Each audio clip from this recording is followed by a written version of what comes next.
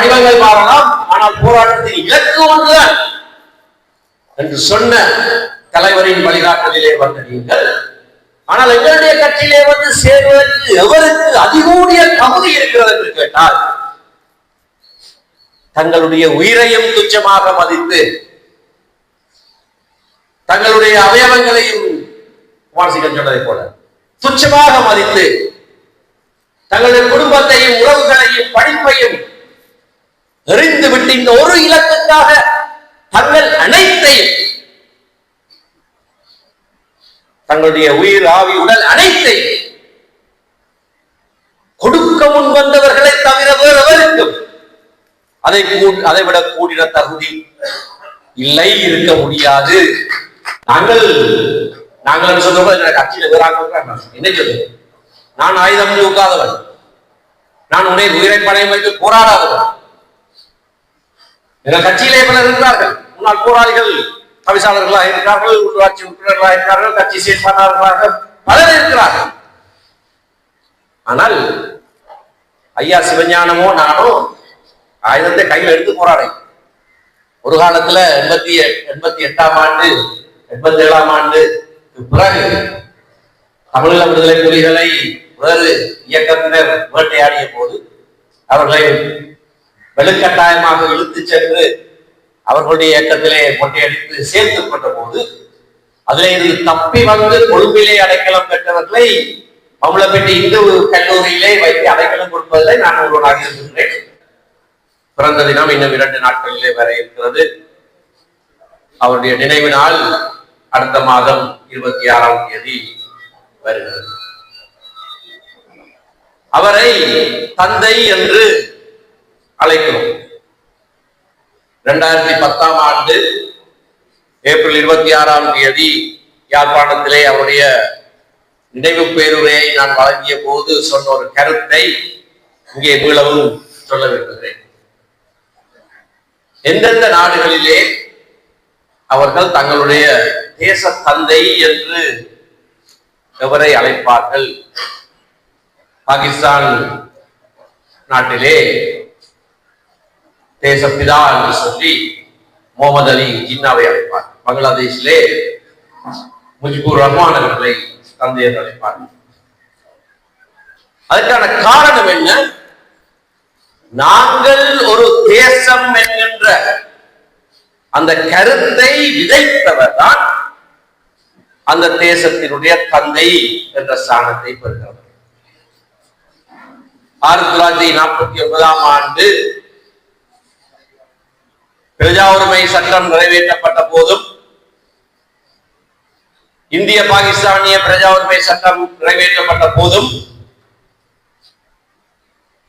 இலங்கையிலே வாழுகிற தமிழ் பேசுகிற மக்கள் ஒரு புரிதான தேசம், சர்வதேச சட்டத்திலே ஒரு மக்கள் என்று அடையாளப்படுத்தப்படக்கூடியவர்களுக்கு சுய நிர்ணய உரித்து உண்டு என்று சொல்லி அதன் அடிப்படையிலே ஆரம்பிக்கப்பட்ட கட்சி இலங்கை தமிழிசை கட்சி. அதுதான் தமிழ் தேசியத்துடைய அடித்தளம். அதுதான் தமிழ் தேசியத்துடைய அடித்தளம். அதற்கு முன்னர் நாடாளுமன்றத்திலே அவரும் உறுப்பினராக இருந்தது அகில இலங்கை தமிழ் காங்கிரஸ். அதிலே இருந்து அவரும் அமரர் டாக்டர் நாகநாதன், கோப்பாய் கோமான் வன்னியசிங்கமும் கட்சியை விட்டு விலகி புது கட்சி ஆரம்பித்ததற்கு காரணமே சிலர் நாடற்றவர்களாக ஆக்கப்பட்டது. தமிழ் பேசும் மக்கள் நாடற்றவர்களாக ஆக்கப்பட்டது காரணம். அண்மையிலே சென்ற மாதம் அல்லது இந்த மாதம் நானும் திரு சாய்ந்தன் அவர்களும் இலங்கை சட்டத்தரணிகள் சங்கத்தினுடைய பிரதிநிதிகளாக இந்திய சட்டத்தரணிகள் சங்கத்தினுடைய அழைப்பின் பேரிலே புதுடெல்லியிலே சில கூட்டங்களிலே பங்கு பெற்றிருந்த சமயத்திலே இந்திய பாராளுமன்ற உறுப்பினர்களுக்காக ஒரு வர்ணன திரைப்படம் ஒன்று காட்சியிடப்பட்டது. முகமில்லாத மனிதர்கள், ஃபேஸ்லெஸ் பீப்புள் முகமில்லாத மனிதர்கள் என்று சொல்லி ஏறத்தாழ 30 வருடங்கள் இந்தியாவிலே சென்று பஞ்சமடைந்திருக்கின்ற இலங்கை தமிழ் அகதிகளுடைய வாழ்க்கையை பற்றிய ஒரு வர்ணன திரைப்படம். நாங்கள் அதிலே சென்று அதிலே பங்கு பெற்றோம். அந்த திரைப்படம் முடிவடைந்த உடனே தமிழ்நாட்டிலே இருந்து திராவிட முன்னேற்ற கழகத்தினுடைய இந்திய பாராளுமன்ற குழு தலைவியாக இருக்கிற திருமதி கனிமொழி அவர்களை பேச அழைத்தார். அதுக்கு பிறகு என்னை பேச அழைத்தார். திருமதி கனிமொழி பேசுகிற போது ஒரு விடயத்தை சொன்னார்.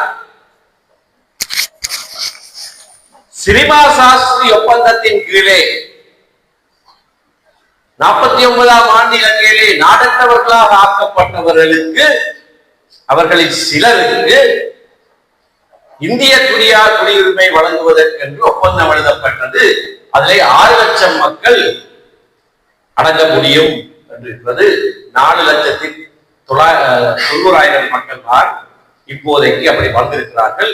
1 லட்சத்துக்கு மேற்பட்ட இடங்கள் இன்னும் இருக்கிறது.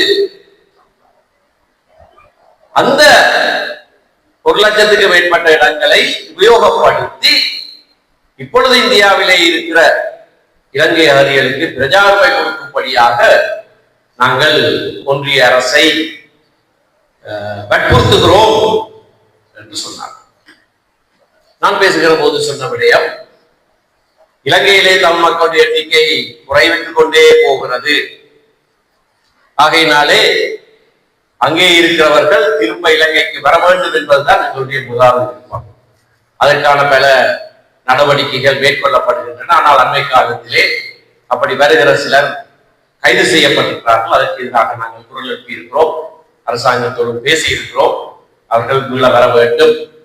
ஆனால் நீண்ட காலமாக அங்கே வாழ்ந்திருக்கிற காரணத்தினாலே, வயது மூப்பின் காரணத்தினாலே, அங்கே பழகிவிட்ட காரணத்தினாலே, தங்களுடைய பிள்ளைகள் அங்கே கல்வி கேட்ட காரணத்தினாலே, தங்களுடைய பிள்ளைகள் அங்கே திருமணம் முடித்து வாழுகிற காரணத்தினாலே வர விருப்பமில்லாதவர்களை கட்டாயப்படுத்தி ஒருவர் கொண்டு வர முடியாது. அது திரும்பி வருகிற அந்த நடவடிக்கை கூட ஐக்கிய நாடுகள் அகதிகளுக்கான உயர்ஸ்தானிகர் அலுவலகம் செய்கிற வாலண்டரி ரீபேட்ரிయేషన్ ஸ்கீம், அதாவது தாங்களாக விரும்பி திரும்பி வருகிறவர்களுக்கு கொடுக்கிற ஒரு உதவி.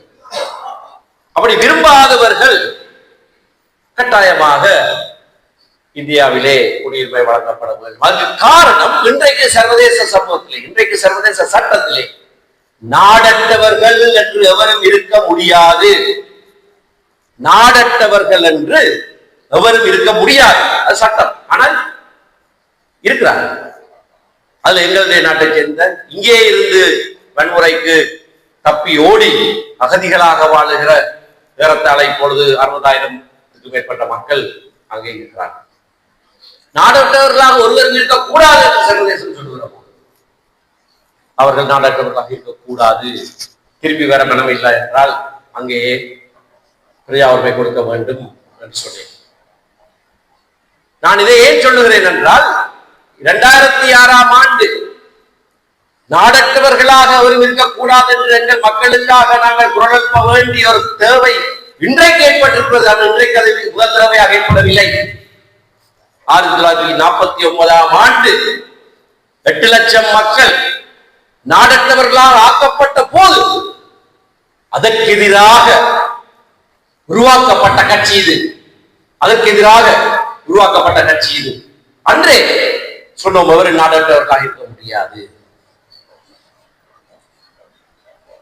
தமிழ் மக்கள் அப்படியாக சுயமரியாதையோடு வாழ வேண்டுமாக இருந்தால், நாங்கள் ஒரு தேசம், நாங்கள் ஒரு மக்கள், சர்வதேச சட்டத்திலே நாங்கள் ஒரு மக்கள், இறைமையுள்ள மக்கள், எங்களுக்கு அப்படியான சுய நிர்ணய உரிமை உண்டு என்று சொன்ன முதலாவது கட்சி இலங்கை தமிழரசு கட்சி. நாங்கள் இறைமையுள்ள மக்கள், சர்வதேச சட்டத்திலே எங்களுக்கு சுய நிர்ணய உரிமை உண்டு என்று சொன்ன காரணத்தினால்தான் ஒரு நாட்டுக்குள்ளேயே அந்த சுய நிர்ணய உரிமை உபயோகிக்க முடியாத வண்ணமாக முதலாவது குடியரசு அரசியல் யாப் 72ஆம் ஆண்டு உருவாக்கப்பட்ட போது அப்படியானால் இந்த நாட்டினுடைய தேசிய வாழ்க்கைக்குள்ளே நாங்கள் சுயமரியாதையோடு வாழ முடியாமல் பண்ணிவிட்டீர்கள். அப்படியானால் எங்களை தனியே போக விடுங்கள் என்று நாங்கள் சொல்றோம். அதை சொன்னது இலங்கை தமிழர் சங்கத்தினர். தமிழர் விடுதலை கூட்டணியாக முதலிலே தமிழர் கூட்டணியாக 74ஆம் ஆண்டு தமிழர் கூட்டணியாக எடுத்து 76ஆம் ஆண்டு வட்டுக்கோட்டை தீர்மானம் நிறைவேற்றப்பட்ட காலத்திலேதான் தமிழர் விடுதலை கூட்டணி என்று பெயர் மாற்றப்பட்டு அந்த தீர்மானம் எடுக்கப்பட்டது. அதை எடுத்தது தமிழர் விடுதலை கூட்டணியாக இருந்தாலும் நான் பல இடங்களிலே சொல்லியிருக்கிறேன், அது இலங்கை தமிழர் கட்சி. ஏன் அதை தொடர்ந்து வந்த பொது தேர்தல் 77ஆம் ஆண்டு ஜூலை பொது தேர்தல் 3 கட்சியால் சேர்ந்து இலங்கை தமிழர் விடுதலை கூட்டணி உருவாக்கப்பட்டது. இலங்கை தமிழரசு கட்சி, அகில இலங்கை தமிழ் காங்கிரஸ், இலங்கை தொழிலாளர் காங்கிரஸ். இலங்கை தொழிலாளர் காங்கிரஸ் சொல்லியது எங்களுடைய பிரச்சனை வித்தியாசமான பிரச்சனை ஆயிடுது, வடக்கு கிழக்கிலே அல்ல, எங்களுடைய மக்கள் வாழுகிறது நிலைய. ஆகவே தேர்தலிலே கூட நாங்கள் தனியாக போட்டியிடுகிறோம். பெரியவர் தொண்டமான் மஸ்கெலிய தேர்தல் தொகுதியிலே சேவல் சின்னத்திலே போட்டியிட்டார். அவர்களுடைய பொதுச் செயலாளர் என்ற செல்லசாமி கொழும்பு மத்திய தேர்தல் தொகுதியிலே சேவல் சின்னத்திலே போட்டியிட்டார். தேர்தலுக்கு பிறகு தொண்டமானவர்கள் அமைச்சரானது உங்களுக்கு தெரியும், அதெல்லாம் தமிழர் விடுதலை இணக்கத்தோடு செய்யப்பட்ட விஷயம். ஆகவே இலங்கை தொழிலாளர் காங்கிரஸ் அதை விட்டு அப்படியே விலகியது. தேர்தல் நேரத்திலே தனக்கு யாழ்ப்பாண தேர்தல் தொகுதி வேட்பாளராக தன்னை நிறுத்தவில்லை என்று குமார் பொன்னம்பலம் அடம் பிடித்ததன் காரணமாக வட்டுக்கோட்டை தொகுதி கொடுக்கப்பட்ட போது அது வேண்டாம், யாழ்ப்பாண தொகுதிதான் எனக்கு வேண்டும் என்று அடம் பிடித்து சுயேட்சையாக தமிழர் விடுதலை கூட்டணிக்கு எதிராக போட்டியிட்டு தோல்வியுற்று, ஆனால் தேர்தல் முடிந்த கையோடு அகில இலங்கை தமிழ் காங்கிரசுடைய கட்டுப்பாட்டை அவர் வெளியே எடுத்து விட்டார். அதோடு அகில இலங்கை தமிழ் காங்கிரஸ் வெளியேறியது. ஆகவே 3 கட்சியின் உறைவிடமாக இருந்த தமிழர் விடுதலை கூட்டணி இலங்கை தமிழரசு கட்சியாக மட்டும்தான் இதன் பயணம். ஆகவே தனிநாட்டு தீர்மானம் என்பதை இலங்கை பாராளுமன்றத்திலே 76ஆம் ஆண்டு தந்தை செல்வா தான் அறிவித்தார். அந்த பேச்சு இருக்கிறது, இப்பொழுது மன்சாட்டில் இருக்கிறது. தந்தை செல்வா அறிவித்த போது ஒன்றை சொன்னார், நாங்கள் சாத்வீக வழியிலே இதனை வென்றெடுப்போம் என்று சொன்னார். ஆனால் நிலைமைகள் ஏற்கனவே மாறி இருந்தன. ஏற்கனவே சொன்னதை போல 70 மத்தியிலேயே ஆயுத போராட்டங்கள் ஆரம்பித்து விட்டது. நீண்ட காலமாக 4.5 வருடங்களாக 42 இளைஞர்கள் எந்த குற்றச்சாட்டும் இல்லாமல் மாவை சேனாதராஜா உட்பட சிறைச்சாலைகளிலே அடைத்து வைக்கப்பட்டிருந்தார்கள். இவற்றையெல்லாம் சிறுபான்மையினராக நாங்கள் வாசித்து படித்து அறிந்திருந்தோம்.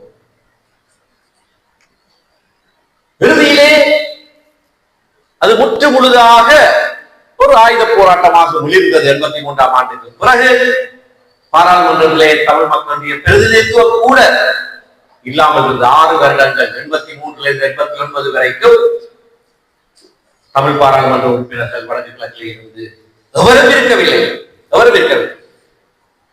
இதை ஏதோடு ஒப்பிடலாம் என்று சொன்னால், சொன்னதை போல 31ஆம் ஆண்டு சட்டசபைக்கான தேர்தல் நடைபெற்ற போது யாழ்ப்பாண இளைஞர் காங்கிரஸ் சொன்னார்கள், நாங்கள் போட்டியிட மாட்டோம், எங்களுக்கு பூரண ஸ்வராஜ், ரொமேனியன் ஸ்டேட்டஸ் வேண்டாம், பூர்ண ஸ்வராஜ் வேண்டும் என்று சொல்லி எவரும் போட்டியிடக்கூடாது என்று சொல்லி யாழ்ப்பாண பிரதித்துவமே இல்லாமல் லெஜிஸ்லேட்டிவ் கவுன்சில் இருந்தது. அதுக்கு ஒத்ததாகத்தான் 83 89 வரைக்கும் வடக்கு கிழக்கில் இருந்து தமிழ் பாராளுமன்ற உறுப்பினர்கள் இருக்கவில்லை. கேடவிழ்ந்தவனாக தவிர அப்படியான ஒரு வரலாற்றோடு வந்த கட்சி ஆயுத போராட்ட காலத்திலே ஆயுத போராட்ட பலவிதமான இயக்கங்கள் முன் வந்தன. இறுதியிலே ஒரு இயக்கம் முக்கியமானதாக தனிப்பட்டதாக மிளிர்ந்து பல வீர தீர சாகசங்களை செய்தது.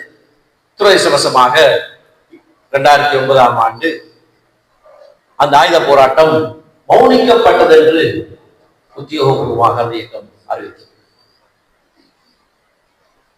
ஆனால் அதற்கு முன்னரே தமிழ் மக்களுடைய அரசியல் பயணத்தை கொண்டு செல்வதற்கென்று இணைந்து செயற்படுவதற்கு தமிழ் தேசிய கூட்டமைப்பு உருவாக்கப்பட்டு பயணித்துக் கொண்டிருந்தது. ஆரம்பத்திலே உதயசூரியன் சின்னத்திலே போட்டியிட்ட தமிழ் தேசிய கூட்டமைப்பு 2004ஆம் ஆண்டிலே இருந்து வீட்டு சின்னத்திலே போட்டியிட்டது. மிகவும் துரதிருஷ்டவசமாக சென்ற தேர்தலிலே இலங்கை தமிழரசு கட்சியாக மட்டும் வீட்டு சின்னத்திலே போட்டியிட்டோம். ஆனால் இலங்கை தமிழரசு கட்சி எப்பொழுது இந்த நிச்சயமான நாங்கள் ஒரு தாயகம், எங்களுக்கு இறைமை உண்டு, சுயநிர்ணய உரிமை உண்டு என்று சொல்லி அந்த கோட்பாட்டை முன்வைத்தார்களோ, அதற்கு பிறகு முதலாவதாக சந்தித்த 52வது பொது தேர்தலிலே 2 பாராளுமன்ற உறுப்பினர்களை பெற்றிருந்தாலும் 56ஆம் ஆண்டிலே இருந்து இன்று வரைக்கும் தமிழ் மக்களுடைய பிரதான அரசியல் கட்சியாக இருப்பது இலங்கை தமிழரசு கட்சி தான். இது மற்றவர்களை மட்டம் தட்டுவதற்காக சொல்லுவதில்லை. இது எங்களுடைய ஸ்தானத்தை நாங்களே அறிந்து சொல்லுகிற ஒரு கூற்று. ஆயுத போராட்டத்தின் இறுதி காலங்களிலே தனியொரு சக்தியாக விளிர்ந்த தமிழீழ விடுதலை புலிகளும் இந்த கட்சியோடு சேர விரும்புகிறவர்களாக நீங்கள் முன்வருகிற போது எந்த தங்கு தடையும் இல்லாமல் நீங்கள் வந்து சேரலாம், எங்களோடு சேர்ந்து பயணிக்கலாம் என்று நாங்கள் சொல்லுவது சாதாரணமான முறையாக. போராட்ட வடிவங்கள் மாறலாம், ஆனால் போராட்டத்தின் இலக்கு ஒன்றுதான் என்று சொன்ன தலைவரின் வழிகாட்டலிலே வந்த நீங்கள் அந்த போராட்டத்தின் இலக்கை அடைவதற்கு தொன்று தொட்டு தன்னுடைய ஆரம்பத்தையே தாயக கோட்பாட்டிலும் சுயநிர்ணய உரிமை கோட்பாட்டிலேயும் அடித்தளமாக கொண்டு உருவாக்கப்பட்ட கட்சியோடு சேர்வதிலே எந்தவித முரண்பாடும் கிடையாது.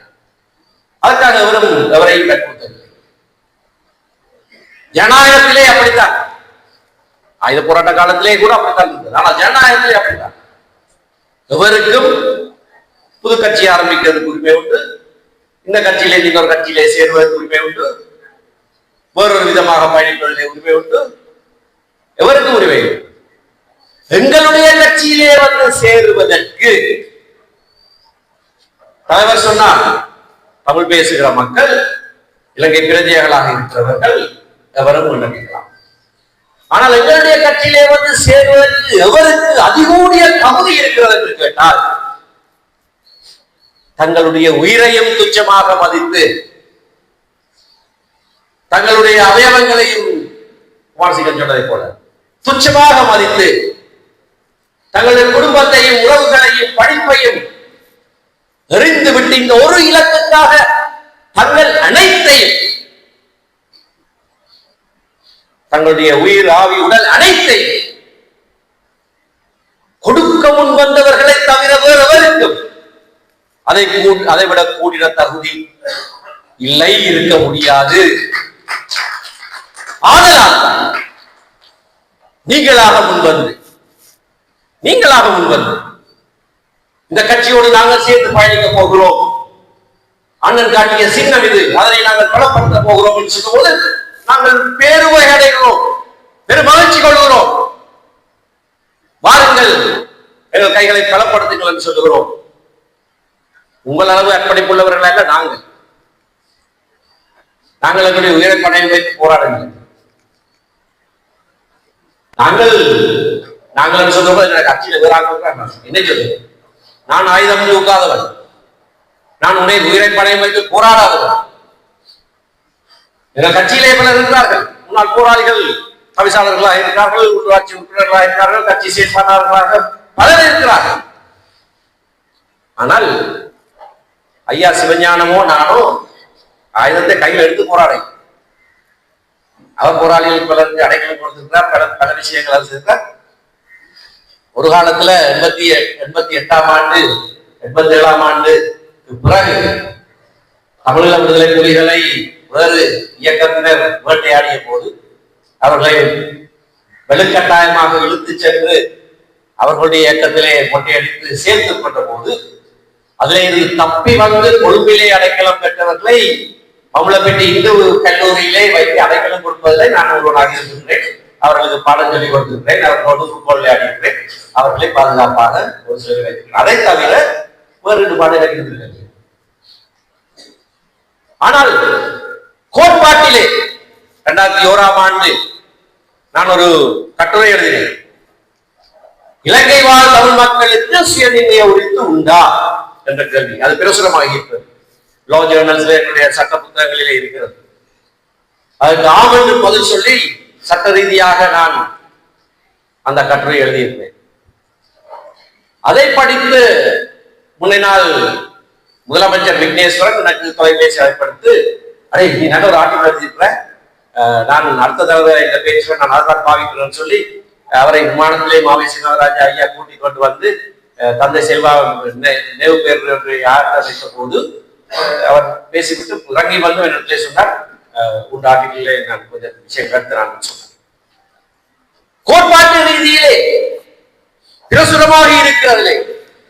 அன்றிலிருந்து இன்று வரை அதே கொள்கையோடுதான் நாங்கள் பயணிக்கிறோம். இன்னொரு சட்டமானவர்களுக்கு தெரிந்திருக்க வேண்டும். ஐசிசிபிஆர் ஆக்ட் சொல்லி வந்திருக்கிறது. என்பது தமிழ் என்ன சொல்றது? ஐசிசிபிஆர் சர்வதேச சமவாயம், சிவில் அரசியல் உரிமைகளுக்கான சர்வதேச சமவாயம். அதற்கான ஒரு சட்டம் இருக்கிறது. அந்த சட்டம் அந்த சமவாயத்தோடு ஒப்புரவாக இருக்கிறதா என்று அன்றைய ஜனாதிபதி உச்ச நீதிமன்றத்தில் ஒரு கேள்வி ஒன்று எழுப்பியிருந்தார். அது விவாதிக்கப்பட்ட போது நான் ஆஜராகி விவாதித்தேன். அதுவும் பிரசுரமாகி இருக்கிறது. அதிலே அது விளங்கவில்லை என்று சொன்னேன். ஏனென்றால் எல்லா மக்களுக்கும், பீப்புள் என்பது மக்கள், நாங்கள் தேசம் என்று சொல்கிறோம், எல்லா மக்களுக்கும் சுயநிர்ணய உரிமை உண்டு என்று அந்த சமவாயத்திலே 2ஆம் உறுப்புரையிலே சொல்லப்பட்டிருக்கிறது. அது இந்த சட்டத்திலே இல்லை என்று நான் வாதிட்டேன். அதையும் சொல்லி இருக்க வேண்டும். தமிழ் மக்களுக்கு சுயநிர்ணய உரிமை உண்டு என்று இந்த சட்டம் சொல்லி இருக்க வேண்டும் என்று உச்ச நீதிமன்றத்திலே நான் வாதாடியதை அந்த நீதிமன்ற தீர்ப்பில் எழுதியிருக்கிறார்கள். இப்படியும் வாதாடி அச்சிலே இருக்கிறது. ஆகவே அன்றிலிருந்து இன்று வரைக்கும் நாங்கள் அதே கோட்பாடு, அந்த சுயநிர்ணய உரிமை எப்படியாக உபயோகிக்க வேண்டும் என்பதிலே பல வித்தியாசமான முன்னுதாரணங்கள் உலகத்தில் இருக்கிறது. ஒரு நாட்டுக்குள்ளே உபயோகிக்கலாம், தனிநாடாகவும் உபயோகிக்கலாம். ஒரு நாட்டுக்குள்ளே உபயோகிப்பதாக இருந்தால் என்னென்ன வரையறையிலே செய்யப்பட வேண்டும் என்று சர்வதேச சட்டம் இருக்கிறது. கடைசியாக கடந்த நவம்பர் மாதம் 19ஆம் தேதி நாங்கள் கட்சியாக ஜனாதிபதியை சந்தித்து பேசிய போது ஐயா சிவஞானம் ஒரு கருத்தை சொன்னார். இதுதான் எங்களுடைய மூல கோட்பாடு. சமஷ்டி அடிப்படையிலே, அதைத்த பெயரை கொண்டிருந்தாலும் சமஷ்டி அடிப்படையிலே மீளம் பெறப்பட முடியாத அதிகாரங்களை கொண்ட வடகிழக்கு அழகிலே ஆட்சி அதிகாரங்களை பெறுவதுதான் எங்களுடைய மூல கோட்பாடு என்பதை ஐயா முதலே சொல்லியிருந்தார். ஜனாதிபதியை சொல்லும் போது எனக்கு இன்னொரு விஷயம் ஞாபகம். பலருக்கு தெரிந்தபடியா ஜனாதிபதியும் நானும் நீண்ட கால